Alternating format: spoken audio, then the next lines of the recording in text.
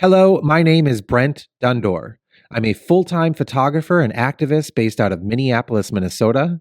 I use he, him, his pronouns, and I'm a self-identifying white, cis, male individual. I started They Them Project to challenge my own ignorance on the topic of gender, specifically what it means to be non-binary and gender non-conforming. I now use my privilege, both as a white, cis male and as the producer of this project, to showcase people's personal stories and journeys so everyone can start to see how gender truly is a spectrum. People know who they are, and we all deserve the love and respect of being gendered correctly. Simply put, pronouns matter. They Them Project interviews non-binary individuals, offering a platform for them to be seen and heard while informing and educating everyone on how words and actions affect the trans plus community. Hi, my name's Max, and I serve as the Associate Director of Student Life and Director of Lesbian, Gay, Bisexual, Transgender, and Queer Services at Century College, and I use he, him, and they, them pronouns. Thank you for being here again, Max. I'm having everyone come back for new portraits for what's going to be a really cool gallery opening at Lush on March 9th from 7 to 10 p.m. And there's going to be a youth and families portion that I'm calling the pre-opening. That's going to be from 5 to 7 on that same day. Are you going to be there, Max? I am, yeah. So what are you excited about for that evening? Oh gosh. To see my face over like a queer bar, that's going to be pretty cool. But I think just I'm really excited for the community aspect of like joining other folks who have been a part of this project, as well as folks that this project is impacting and just a greater like queer and trans community. Before we got on microphone here, you said that you were actually away for, was it a conference? Yeah. So I, this past weekend, was in Omaha, Nebraska, attending the Midwest Lesbian, Gay, Bisexual, Transgender Allied College Conference. So we took a group of about 100 students from other colleges here in the Twin Cities. And that's a conference that's been happening for 26 years. And it's completely student-run and student-led and has been all 26 years, which is really phenomenal. How long have you been going to that? So I went to my very first one as a college student when I was, I think in 2010. And I think this is my 5th conference that I've been to between being both a student, a graduate student, and now a working professional. Well, in that time, I'm sure there's been some changes in itself, but I'm sure you've talked to other people who have gone there even more years. How has events like this changed over the years, and where do you think they're going? Yeah. Well, I think that, even the focus of this project speaks a lot to where the conference is headed, which is really expanding our deep understanding of other identities and communities in the greater LGBT community. I think so much in the past, the conference is really focused on sexuality and is focused on, certain sexual identities. And now the conference has really broadened its scope into a much better intersectional lens. So talking about, other identities in the LGBT community, but then also really focusing on race and ability and age and how intersectionality is so important in this work, and how, in order to truly be liberated, we have to think about all of our marginalized communities. What is intersectionality? Well, the best way that I can describe it, and I highly encourage folks to look up Kimberly Crenshaw if you are unfamiliar, as Kimberly was the original creator of this word intersectionality, but essentially it's the notion of really how our different identities impact our lived experiences. And so as marginalized folks, when you have multiple marginalized identities, the intersections of those identities and how they impact your ability to move throughout the world, right? So if we think about myself, like I'm a white trans queer identified person. And so my identities are going to look and to be shaped differently than for, say, a queer or a trans woman of color, right? Because just of like different identities in regards to race and ethnicity and sexual orientation and gender identity, and just the lived experiences that folks have in relationship to those identities. I'm glad I asked that question. That explains it. Yeah. So another thing, when you were talking and describing the conference and your position, you actually instead of saying GLBTQ, you say gay. LGBTQ. So, I always say it one way or the other. And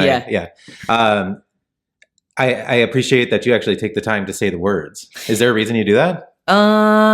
Well, I mean, I guess I didn't necessarily have to here because I think the majority of our audiences will probably have a good understanding of just the acronym. But I think not everybody necessarily does. So my title ends with LGBTQ, but I especially like to say it if ever there's other identities like I's or A's included, because to me, when I say LGBTQIA, those identities I refer to are intersex and asexual. So sometimes it's really important to make sure that we are creating a more visible space for invisible identities, even within the LGBT community. Well, thank you for doing that. Yeah. Well, another thing so you are one of the people from the project that I kind of come back to often for info and guidance, suggestions, any questions that I have. You're one of the persons that I go to. Something that you actually gave me an idea for is in the mission statement of the They Them project to use trans plus. I had never heard of that before. Yeah, sure. I have heard of the plus symbol behind all of the other acronyms, but tell everyone else why you made that suggestion. Yeah. Well, I mean, I think for the same reason that we utilize, a plus symbol behind acronyms is signifying that there isn't one way or one community, right? So with trans identities, there's not one way to be trans. And I think that plus sign really opens space for our non-binary, gender non-conforming folks in the community. Because oftentimes I think, at least in my experience, and I also have to say, like, I have the privilege of identifying as a passing male, like identified, like trans masculine person, but not everybody who identifies as trans wants to pass. Not everybody wants to transition in a more binary space, if you will. So the plus really once again brings more understanding and awareness that trans identities don't look one particular way, or there's not one way to transition. Again, we had you here before for the official interview and video and everything else. People can check out your interview through there. Has anything changed since then? Is there anything else you've thought about, seen in the project that you would want to talk about? Yeah.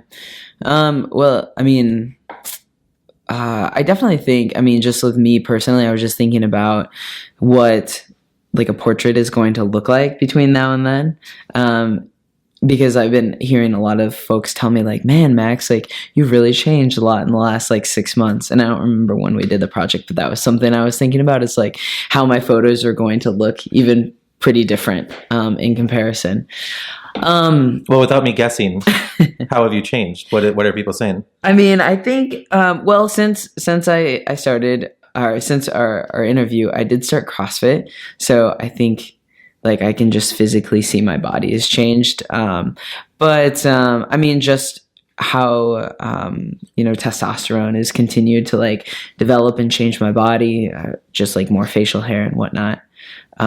So that's for me, that's exciting because like these are the things that make me feel whole in myself and in my body. So they're just like, I don't know, in the trans community for folks who have a hope or goals for what their transition can look like, these are like small wins. You know, it's like when you get your first chest hair or whatever, you're like, oh my God, there it is. And so it's nice to see like my beard's like fully like connecting and everything now. So, I haven't talked about any of that in any interview so far. So I think it's good that you're willing to share all of that. Yeah. I mean, these are just things that I look forward. I mean, in the wintertime, I dress like a very stereotypical Minnesotan. I'm like wearing flannel right now and Carhartts, and I wear Red Wing boots. And so I'm just like waiting for the day that like my beard like has some inches off of it. So, but I mean, in terms of like, education wise, and things that, you know, I've been working on and whatnot, definitely, in terms of my work, it's been really important for me to focus a lot on policy and procedural work. Given that we are seeing more and more effects of our current administration, it's really important for me to make sure that I can protect my students the best that I possibly can. So right now, and I know I actually chatted about a little of it when you came to Century, but I've been in the process right now of constructing language around a pronoun policy at Century College. And so the ways that both Century and Minnesota state systems and the state of Minnesota is our non-discrimination policy does include gender identity, gender expression, and sexual orientation. However, I've noticed a lot of my students are coming to me and are having concerns in their classrooms or with interactions with staff members that they are not getting gendered correctly, and there are no opportunities really to have conversation that are meaningful. So there's been a lot of pushback when I reach out to faculty or staff to say, hey, let's have a conversation about this situation that you had with this student. And so I'm hoping to develop a policy that really emphasizes the importance of pronouns and how technically pronouns could be included in the greater non-discrimination statement as well as Title IX. But I think that there's still a lot of loopholes to be found. So that's why I'm constructing this policy around pronouns and making sure that I would love to see it go as far as it's a statement that's included in faculty syllabi. But that gets tricky with academic freedom as well. I can tell that you are incredibly passionate about everything you just talked about. How do I put this? So why is this your responsibility? I can tell that you make it yours. Yeah. Is there some other people saying that this is Max's job? Yeah. Well, I mean, going into student affairs and doing the role I'm doing, like I knew that I was signing up to be, you know, professionally queer for career or gay for pay, whatever you want to say. But there is a great deal of tokenization that does happen on college campuses. And given my role, I am the person hired to do this work. And so while it's technically in my job description, and obviously like it's very important to me, I do have other folks that are helping support this initiative. This language is being constructed with a couple folks from across campus, some other staff. Our chief diversity officer is helping me push this through because working at a state institution, you have to go through channels of meeting with cabinet and executive cabinet and student senate. And if you can make it through all these different hoops, then maybe, just maybe, you can get a policy passed or policy changed. But a lot of this work is my own. A lot of it is because our students are being severely impacted. And working at a community college, we know that the populations that I work with in regards to LGBT communities are at greater rates of not staying, so they're not we're not retaining our LGBT populations. These students are experiencing homelessness, they're experiencing hunger, they're experiencing difficulties with family dynamics. I have a lot of students that still live with their families, and they're not able to be out. And so Century College is the only place for them to be able to be out and to be open and to use the correct pronouns that they want to be known by. What you are doing really makes a difference in people's lives. And ultimately, it's not just shown at the school. Mm-hmm. And again, I want to give you credit for just in the little bit that I have seen and interacted with you. I can tell you're passionate about that and that you are making a difference. So thank you for that. Thanks. Yeah. You had They Them Project come to Century College. Yeah. Can you tell everyone how all of that went? Yeah, great. So this idea happened because each year, I mean, part of my job is doing programming, and so I was like, this would be a really great opportunity to try to push the importance of this policy that I'm trying to create. Our Pride student group has been doing a lot of trying to educate our campus as well around gender inclusive pronouns. And so I was like, this would be a great event to have during coming out week. And so I collaborated with our gender studies department and a couple other committees on campus, along with our Pride group. And I think we had I want to say roughly 120 people maybe. I think all the seats were covered. Yeah, all our seats were covered, and there was for sure folks standing in the back. But for Century, that was a very well attended event. If you can get 30 people to events, I mean, it's like pulling teeth. Well, yeah, and since you put it as pulling teeth, I mean, you could tell there were students who were there first to get some soup, I think there was. Or something. Yeah. It was Soup, Gender, and Sexuality. That's the name of the event. So, right. And you told them you can't just grab soup; you have to sit down. Yeah. But when it all started, I mean, I was the first person to speak for a long time, and I could tell everyone was like, "Oh, I do want to know all about this. Yeah. This is really something I need to know about." Yep.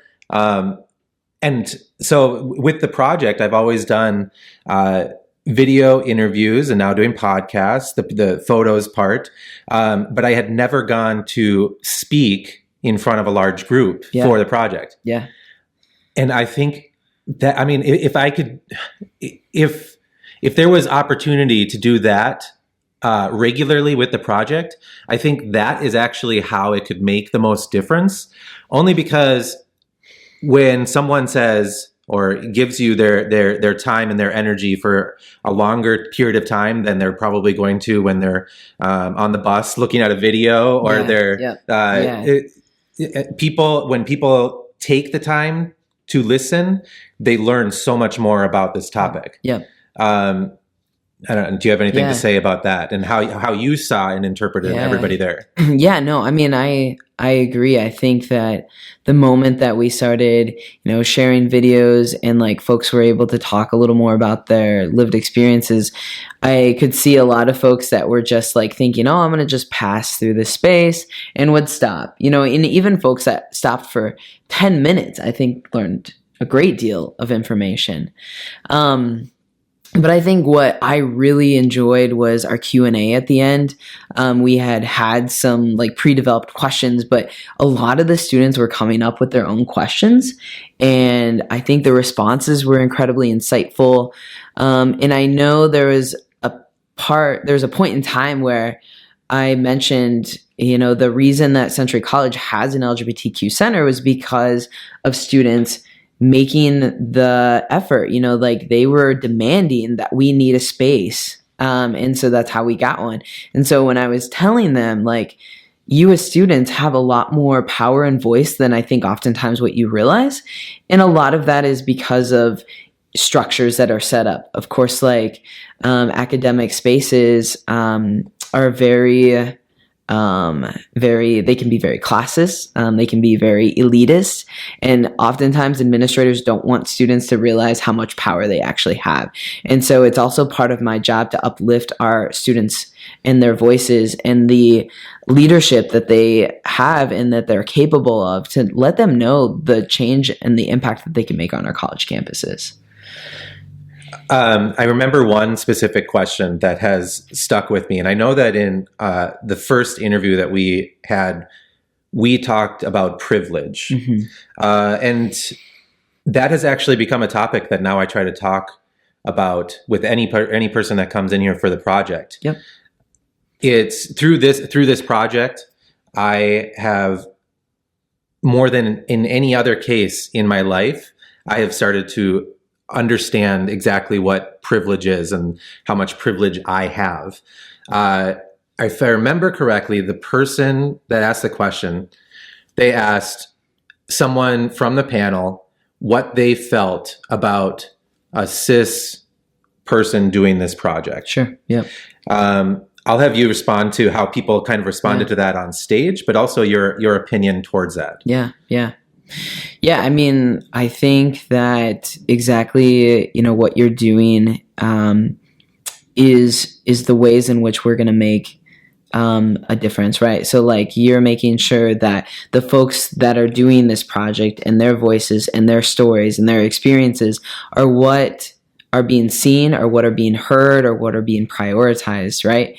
And I think that there's a great deal of vulnerability and humility in like yourself being a cis-identified person is saying like, I understand that I'm coming from a place of privilege and I really have to take the back seat, and that's not always an easy thing to do. And I think that can be said just, when we're really working through our identities and had better understanding our own privileges.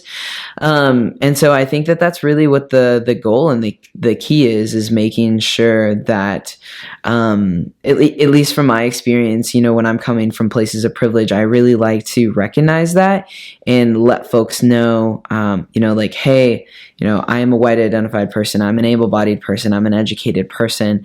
And so it is not my goal to get the fame and the fortune here. Rather, I want to recognize that, so that way I can make sure that I'm holding myself accountable to take the back seat. So let's be as clear as possible, just so that people that might be listening to this who don't necessarily understand what we're referring to as privilege, and the fact that both of us could actually be given the same privilege. Yep, I think absolutely. that we would agree at that, right? Yeah.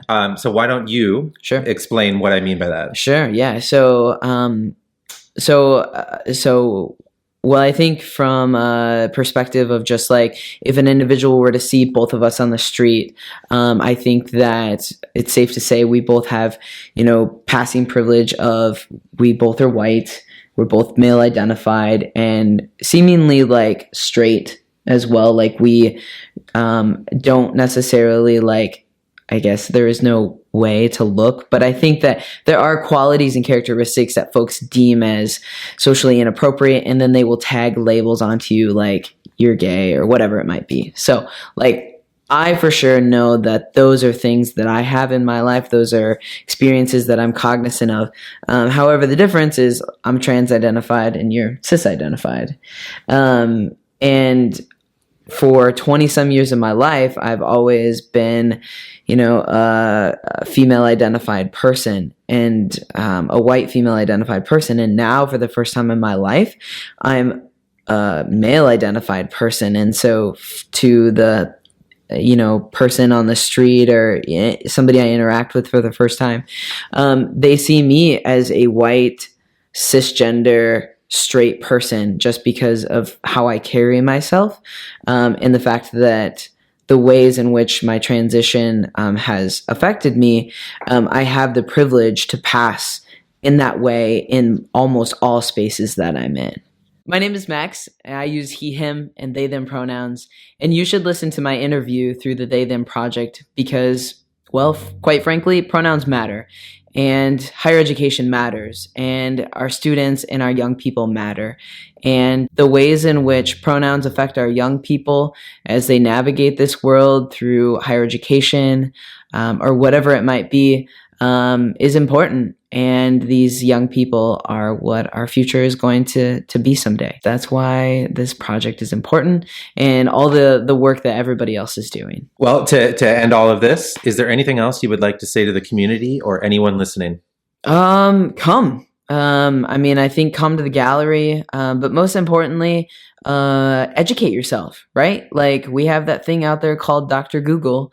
And if you're curious to learn more about pronouns, or how to use pronouns, or how not to use pronouns, or how to, correct yourself if you mess up, right? Like, we all have learning to do, and making mistakes is a part of the journey. But really, I encourage folks to do your research and to do your investigating as to why pronouns are important and how you can make a difference in the lives of all of those that you interact with. Make sure to follow us on Instagram and Facebook, and to subscribe to our podcast through iTunes and Google Play. TheyThemProject.org is the one place you can see all the photos and videos, and most important, hear all the podcast interviews. Share the project through TheyThemProject.org and tell others why they should take a look as well.